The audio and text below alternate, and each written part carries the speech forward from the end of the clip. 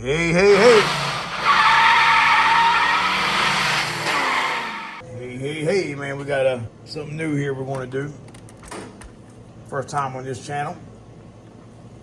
Not a sponsor, not a paid sponsor, don't make no money.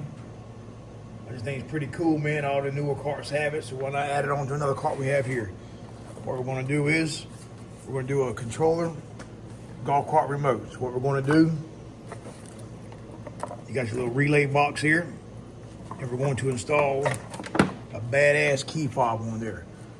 All right, push buttons, start, stop. Here's your key fob here. As long as you have these in your possession, within 3 foot of the car, your golf cart will move. If you don't have it, your golf cart won't run. Now I think it's pretty bad, man. I think, and what it does, it goes right in your old key switch plate. So no modification required, nothing like that. All you do is mount this here. But all right, man, I just wanted to show you all that, man. I think it's gonna be something cool. You got all kinds here. You got your G29 for the Yamaha. You got your in a DS transfer wire. All right, we'll put that on the EZGO. Imagine that. Guess what? We're gonna do it though. Stay tuned, man. We're gonna make it happen.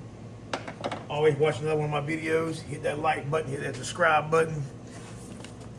And here it is right here, installation manual.